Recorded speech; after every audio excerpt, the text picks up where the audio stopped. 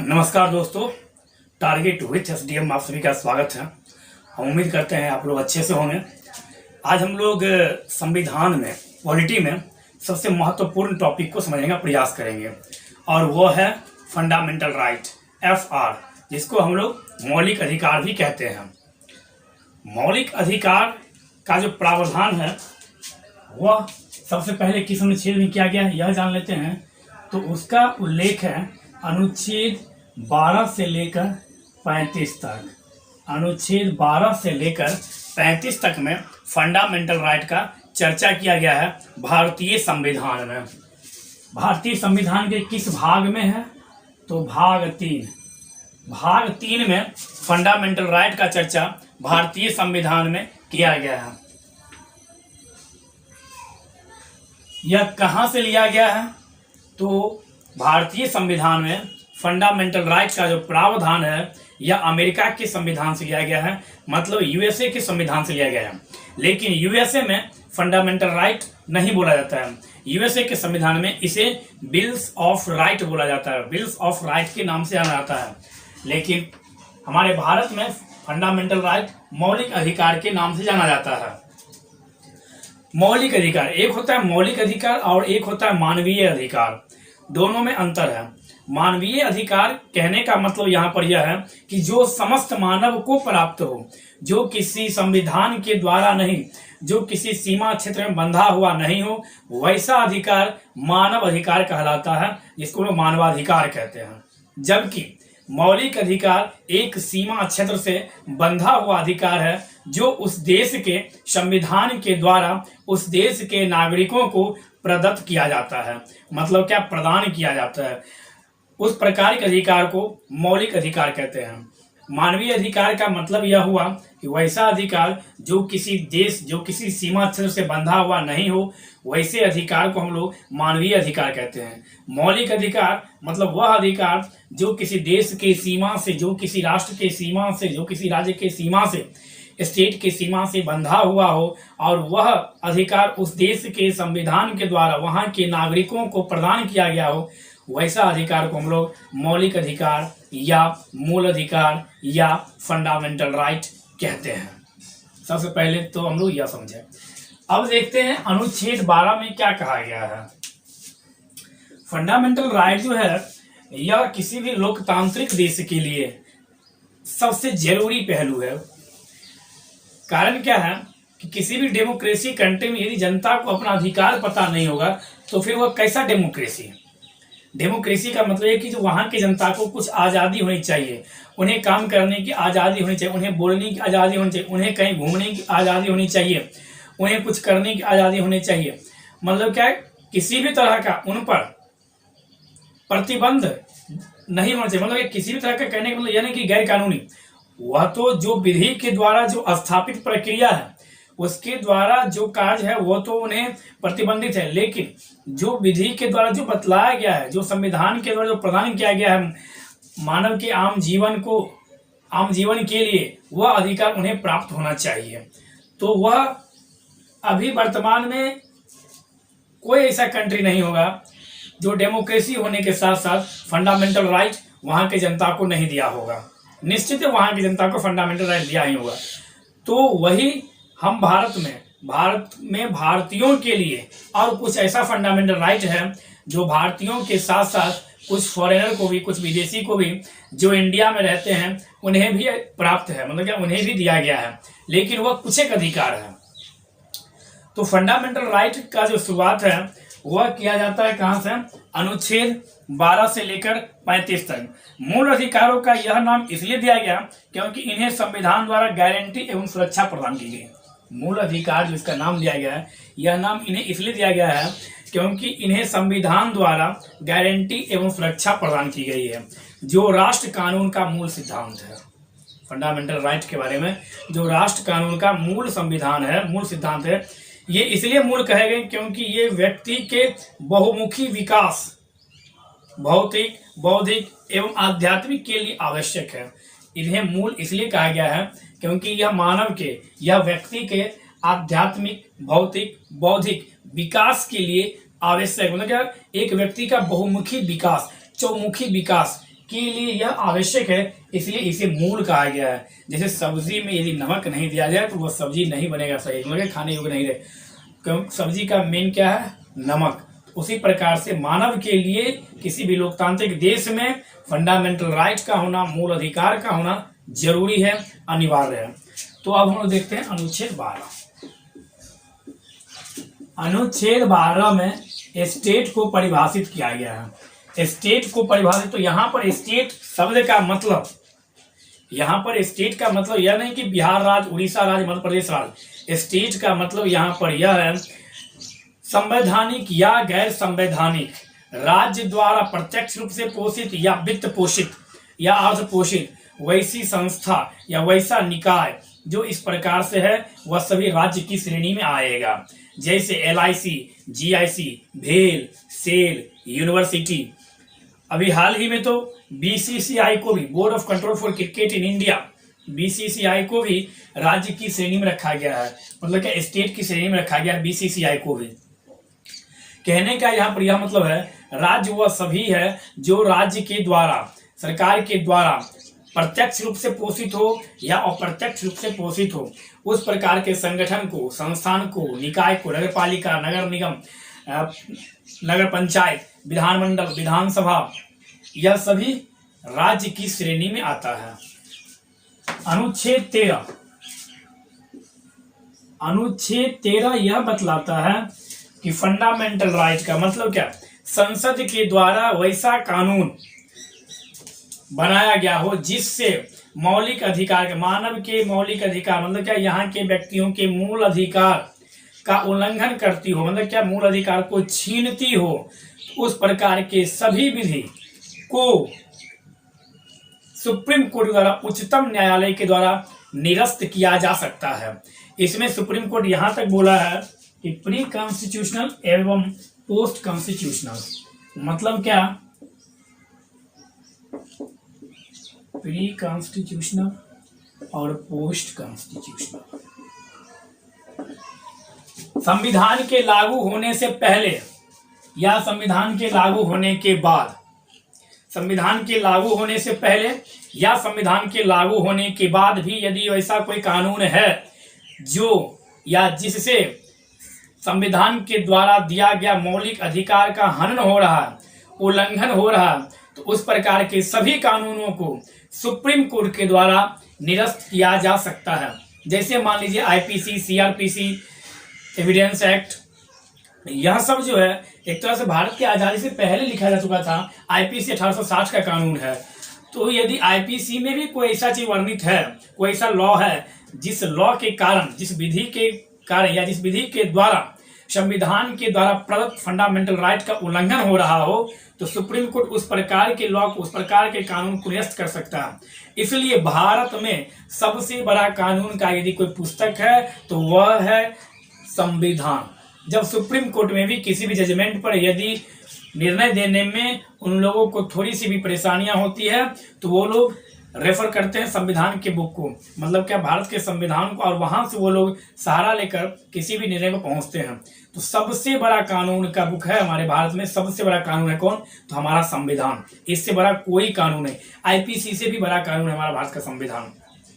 तो अनुच्छेद 13 के तहत यह बोला गया है कि किसी भी प्रकार का कानून जो मौलिक अधिकार का उल्लंघन करता हो, चाहे वह विधानमंडल द्वारा बनाया गया हो या संसद द्वारा बनाया गया हो, उस प्रकार के कानून को सुप्रीम कोर्ट के द्वारा निरस्त किया जा सकता है। अनुच्छेद 13 यह बोलता है। अब देखते हैं हम लोग अनुच्छेद एक आता है समानता का अधिकार। मौलिक अधिकार में कुल तो 12 से 13 जो है यह सामान्य अनुच्छेद है। 12 से 13 जो अनुच्छेद है यह कौन सा अनुच्छेद है, तो 12 से 13 सामान्य अनुच्छेद है। और समानता का अधिकार,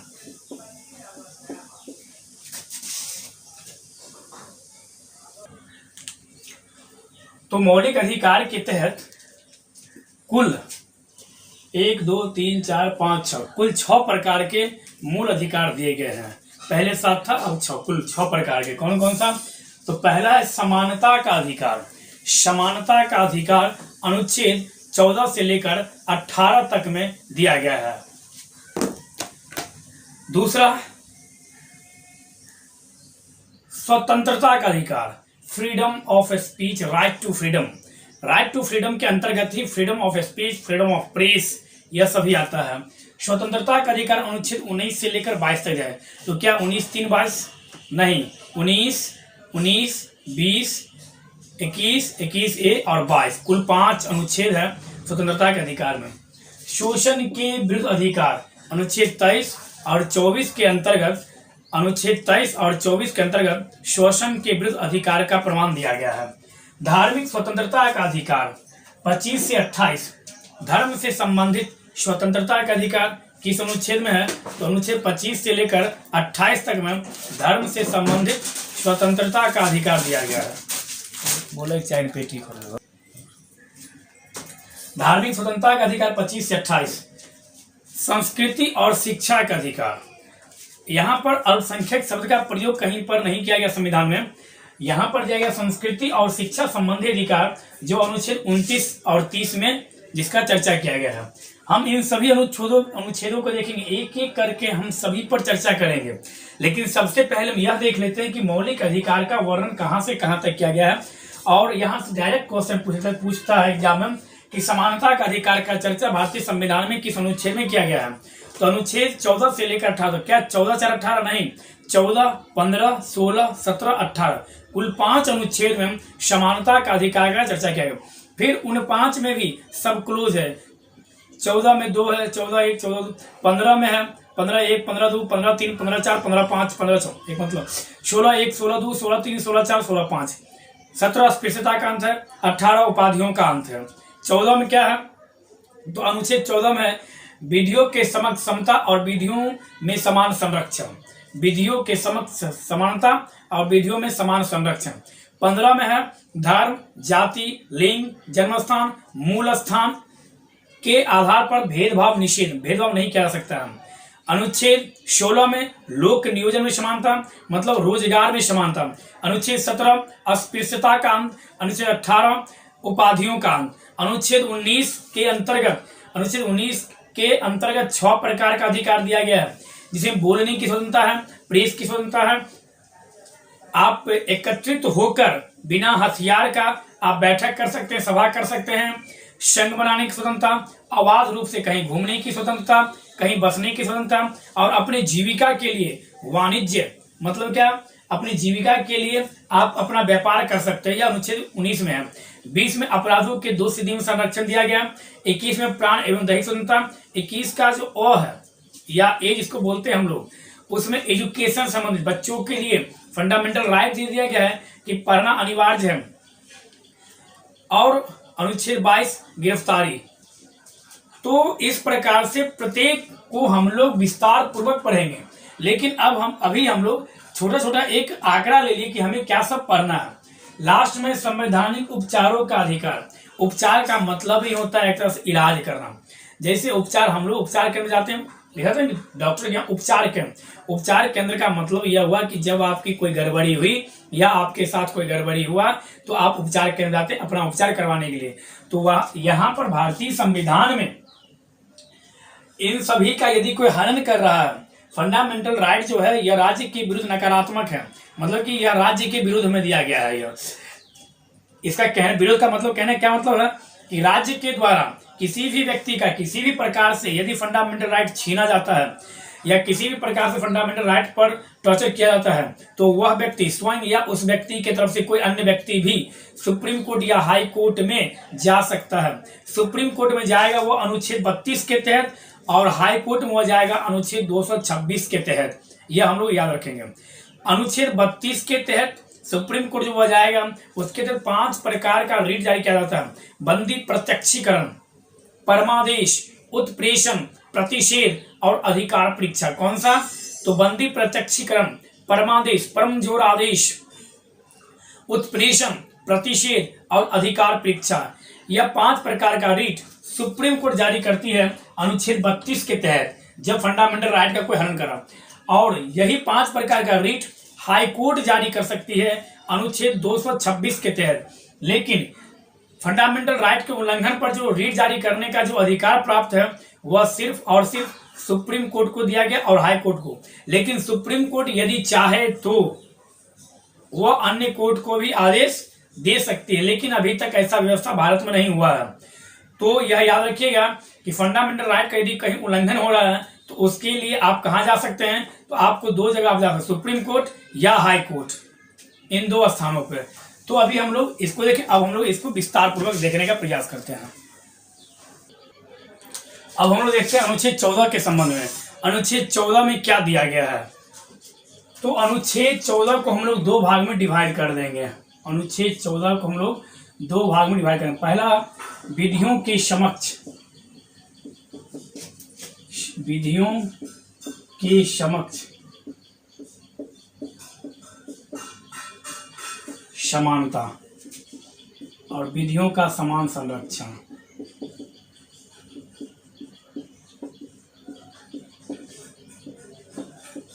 विधियों का समान संरक्षण अनुच्छेद 14 में जो बतलाया गया है वह बोला गया विधियों के समक्ष समानता का अधिकार, और दूसरा विधियों का समान संरक्षण। विधियों के समक्ष जो समानता का जो बात किया गया है, यह शब्द जो है, यह प्रावधान जो है हम लोग ब्रिटेन के संविधान से लिए हैं। और ब्रिटेन में भी एक ज्ञाता थे, एक ज्ञानी थे डायसी, जिन्होंने इस कॉन्सेप्ट को दिया। मतलब क्या, विधियों के समक्ष समानता वाला जो कॉन्सेप्ट है, यह हम कहां से लिए हैं, तो यह लिए हम ब्रिटेन के संविधान से। और ब्रिटेन के संविधान से तो लिए हैं, लेकिन किसके द्वारा यह कॉन्सेप्ट दिया गया, तो यह कॉन्सेप्ट दिया गया है डायसी के द्वारा। डायसी नामक एक विद्वान व्यक्ति थे ब्रिटिश, उनके द्वारा यह कॉन्सेप्ट दिया गया था, विधियों के समक्ष समानता। कहने का यहाँ पर यह मतलब है, विधियों के समक्ष मतलब क्या, सभी व्यक्ति उसके समक्ष क्या बराबर है, उसके लिए समान कानून रहेगा। लेकिन अब आप ही बतलाइए, मान लीजिए एक दिव्यांग व्यक्ति है और एक स्वस्थ व्यक्ति है, और मान लीजिए अभी बिहार दरोगा की बहाली हो रही है, तो सामान्य व्यक्ति के लिए भी और दिव्यांग व्यक्ति के लिए भी यदि दौड़ का जो टाइमिंग पीरियड है वह समान रखे और डिस्टेंस भी समान रखे, तो क्या 1 मिनट, मान लीजिए 5 मिनट में क्या 1500 मीटर या 2000 मीटर एक दिव्यांग व्यक्ति एक नियत समय पर, जिस समय पर एक सामान्य व्यक्ति पहुंचेगा, क्या वो पहुंच सकता है? नहीं पहुंच पाएगा।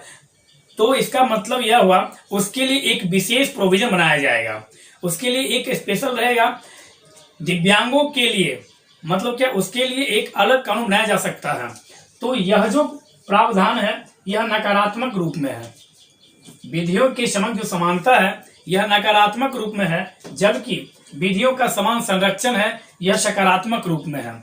नकारात्मक कहने का मतलब यहाँ पर यह हुआ कि जो ऐसा नहीं कि सभी व्यक्तियों के लिए एक तरह से कानून बनेगा, ऐसा नहीं हो सकता है।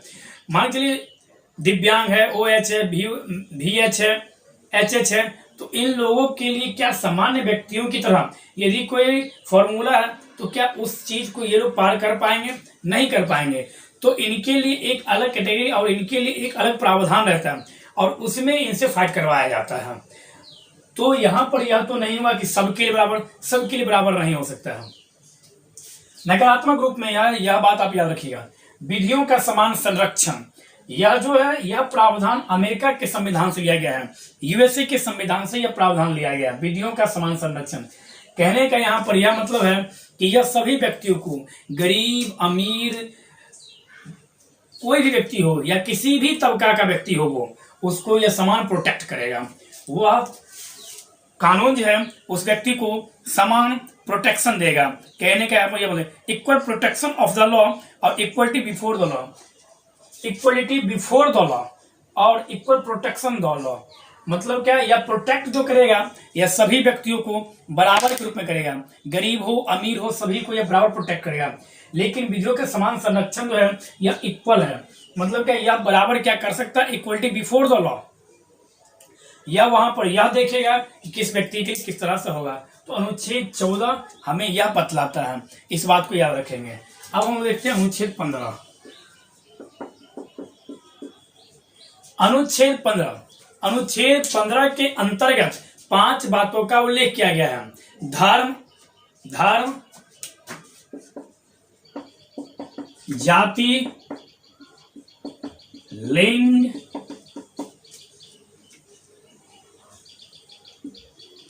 जन्म स्थान,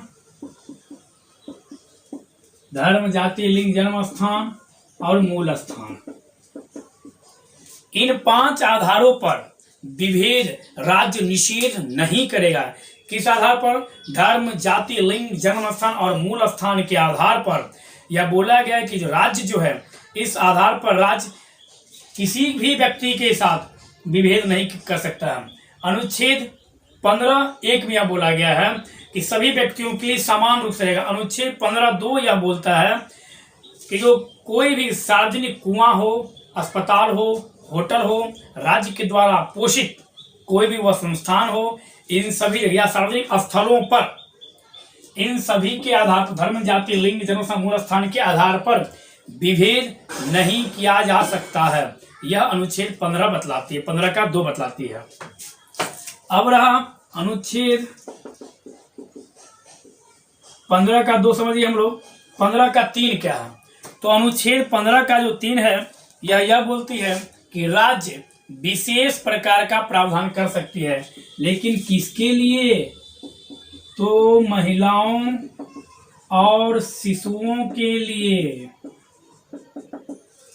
महिलाओं और शिशुओं के लिए राज्य जो है वह विशेष प्रावधान कर सकती है। जैसे एग्जाम्पल में समझ लीजिए, पंचायत में, स्थानीय निकाय में महिलाओं को 50% का चर्चा किया गया है, और उसी प्रकार से शिशुओं को निःशुल्क शिक्षा का व्यवस्था भी किया गया है। तो 15(3) यह बोलता है कि महिलाओं और शिशुओं के लिए कि विशेष प्रकार का क्या कर सकता है? प्रावधान कर सकती है।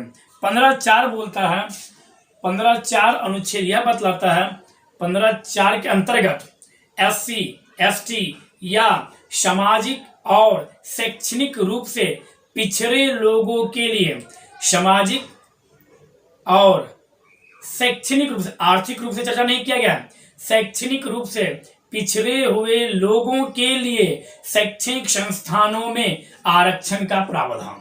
15(4). 15(1) धर्म, जाति, लिंग, जन्म स्थान। 15(2) होटल, सार्वजनिक स्थल, मंदिर, कुआं, तालाब, सार्वजनिक स्थलों पर विभेद नहीं कर सकते। 15(3) महिलाओं और शिशुओं के लिए, बालकों के लिए विशेष प्रावधान राज्य कर सकती है। 15(4) SC, ST या सामाजिक और शैक्षणिक रूप से पिछड़े वर्गों के लिए शैक्षणिक संस्थानों में आरक्षण कर सकती है। यहां पर यह दिया गया। 15(5) यह बोल रही है, 15(4) जो है, 15(4) वह संविधान में नहीं था, उसे अमेंडमेंट करके लाया गया 15(4) को। यह हम लोग याद रखेंगे, 15(4) को।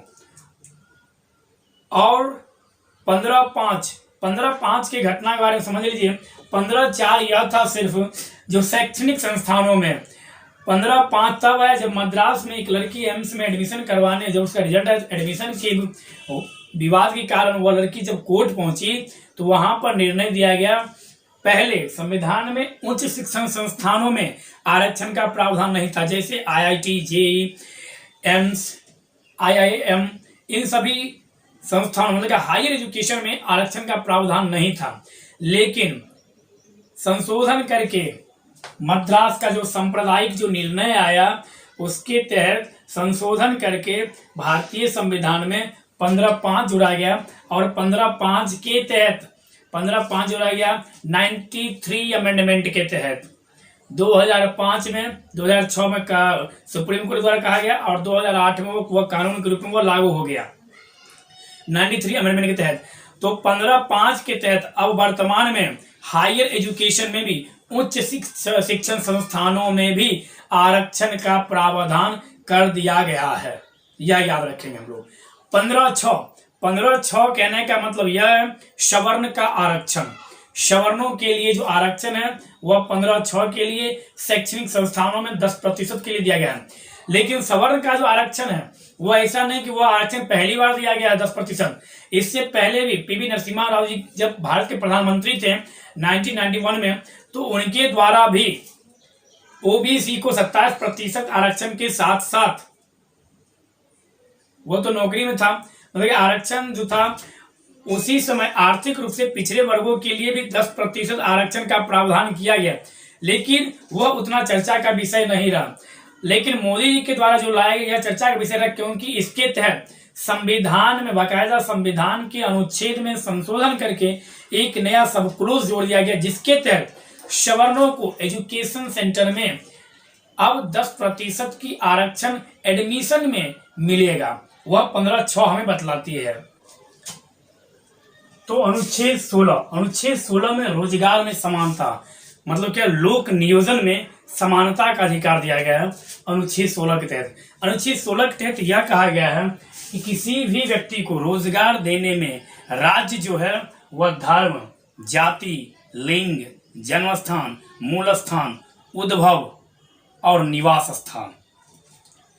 अनुच्छेद 15 में 5 और अनुच्छेद 16 में 7 धर्म, जाति, लिंग, जन्मस्थान, उद्भव, निवास, मूल स्थान। अनुच्छेद 15 में धर्म, जाति, लिंग, जन्मस्थान और मूल स्थान। तो अनुच्छेद 16 में देखिए क्या सब है। धर्म, जाति, लिंग, मूल स्थान, उद्भव, निवास।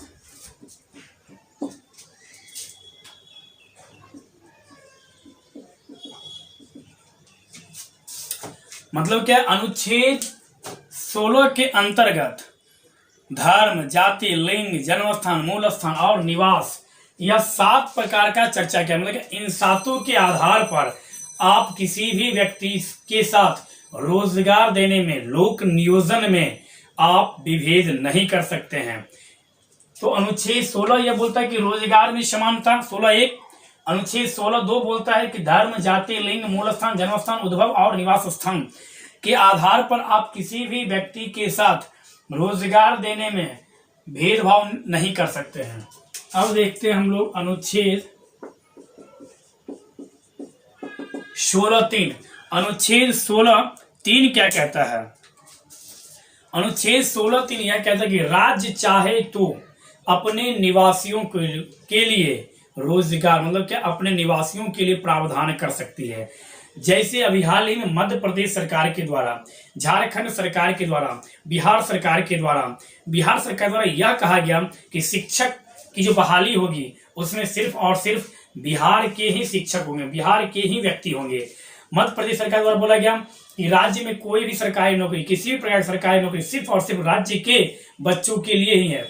झारखंड सरकार के द्वारा बोला गया जेपीएससी को, मतलब क्या, प्रांतीय लोक सेवा आयोग को छोड़कर जो भी एग्जाम होगा, चाहे एसएससी हो या जो भी एग्जाम, उसमें सिर्फ और सिर्फ झारखंड के बच्चे ही भाग ले सकते हैं। तो अनुच्छेद 16(3) यह बोलता है कि राज्य अपने निवासियों के लिए प्रावधान कर सकती है। अनुच्छेद 16(3) यह बोलती है।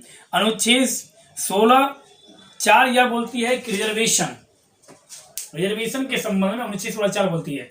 16(3) जो है, जो निवासियों का प्रावधान, इससे संबंधित कुछ बात आपको याद होगा। 98 अमेंडमेंट के तहत कर्नाटक के राज्यपाल को कर्नाटक और हैदराबाद का जो संयुक्त जो क्षेत्र आता है, उस क्षेत्र के लिए कानून बनाने का अधिकार राज्यपाल के पास दिया। मतलब कि कुछ वर्गों को नौकरियों में, नियोजन में आरक्षण देने के लिए, हक देने के लिए कानून बनाने का अधिकार वहां कर्नाटक के राज्यपाल के पास है। यह कब? तो 98 अमेंडमेंट के तहत यह लाया गया। 16(4) यह बोलता है कि रिजर्वेशन में आरक्षण, मतलब कि सरकारी नौकरी में आरक्षण। 16(4) सरकारी नौकरी में आरक्षण। तो किसको आरक्षण? उस जाति के या उस वर्ग के लोगों का, जिस वर्ग के लोगों का प्रतिनिधित्व पर्याप्त नहीं हो। मतलब क्या, एक तरह से बोल सकते हैं एससी और एसटी। अनुच्छेद 16(4) यह बोलता है कि अपर्याप्त प्रतिनिधित्व नहीं हो जिनका, उनके लिए लोक नियोजन में, नौकरी में अनुच्छेद 16(4) के तहत आरक्षण का प्रावधान किया गया। किनके लिए? जिनका उस राज्य के नौकरियों में पर्याप्त मात्रा में उनका प्रतिनिधित्व नहीं हो, तो उन्हें आरक्षण दिया जा सकता है। यह बात अनुच्छेद 16(4) बोलती है। अनुच्छेद 16(5), अनुच्छेद 16(5) जो है 124वां संविधान संशोधन के तहत लाया गया, जो एक्ट बना 103 के तहत सवर्णों को नौकरियों में 10% आरक्षण लाया गया 16(5) के तहत। 16(4) जो सरकारी नौकरी में जो आरक्षण के लिए जो प्रावधान दिया गया, इसमें आप लोग को याद होगा बीपी मंडल, बिंदेश्वरी प्रसाद मंडल, और उससे पहले भी ये देखा जाए तो काका कालेलकर समिति, काका कालेलकर समिति 1953, काका कालेलकर समिति का गठन किया गया, जिसने आरक्षण के प्रावधान का चर्चा किया। 1978 में जब मोरारजी देसाई जब प्रधानमंत्री बने तो उनके द्वारा बीपी बिंदेश्वरी प्रसाद मंडल, जो बिहार के बहुत बड़े नेता हुए, उनकी अध्यक्षता में मंडल आयोग का गठन किया गया, जिनके द्वारा आरक्षण का संग्रहण, मतलब क्या आरक्षण पर चर्चा करने के लिए आरक्षण किस प्रकार दिया जाए, कैसे दिया जाए, कितना दिया जाए, इसके लिए मंडल आयोग का गठन किया गया। और मंडल आयोग ने जनवरी 1979 से अपना कार्य करना शुरू किया और 1980 में मंडल आयोग ने अपना रिपोर्ट पेश किया, लेकिन उस पर उतना चर्चा नहीं किया गया। और 1990-91 में पीवी नरसिम्हा राव जी जब प्रधानमंत्री बने, तो उनके द्वारा ओबीसी को 27% आरक्षण और सवर्णों को, आर्थिक रूप से पिछड़े सवर्णों को 10% का आरक्षण का प्रावधान किया गया। लेकिन संविधान में आर्थिक आरक्षण का चर्चा है तो इंदिरा साहनी बनाम भारत संघ, आप लोग को याद होगा इंदिरा साहनी बनाम भारत संघ, भारत में आरक्षण से संबंधित सबसे बड़ा जो केस है या वाद है वह इंदिरा साहनी बनाम भारत संघ, यह वाद याद रखिएगा। इंदिरा साहनी बनाम भारत संघ 16 नवंबर 1992 को यह निर्णय दिया गया सुप्रीम कोर्ट के द्वारा, जो ओबीसी को जो 27% आरक्षण दिया गया यह तो वैध है, लेकिन सवर्ण को जो आर्थिक रूप से पिछड़े सवर्णों को जो आरक्षण दिया गया यह वैध नहीं है। मतलब क्या, आर्थिक रूप से पिछड़े वर्गों को आरक्षण देने का प्रावधान भारतीय संविधान में नहीं किया गया है, इसलिए यह वैध नहीं है। दूसरी बात, आरक्षण का जो दर है वह 50% से अधिक नहीं हो सकती है, लेकिन विशेष परिस्थिति में इसे बढ़ाया जा सकता है। 50% से अधिक आरक्षण नहीं हो सकती है, लेकिन विशेष परिस्थिति में इसे बढ़ाया जा सकता है। और तमिलनाडु में 69% आरक्षण। दूसरी बात, क्रीमी लेयर, मतलब क्या, यह बोला गया कि प्रमोशन में जिसका मतलब जिसके घर से कोई नौकरी हो, उनके या जो कोई बड़ा पदाधिकारी बन गया किसी घर से और उन्हें आरक्षण नहीं देना चाहिए। तो यह सब चीज हम लोग याद रखेंगे। 16(4) से संबंध इंदिरा साहनी बाद बीपी मंडल, बिंदेश्वरी प्रसाद मंडल, जिनका आरक्षण संबंधित था, काका कालेलकर समिति, वह भी आरक्षण से संबंधित है।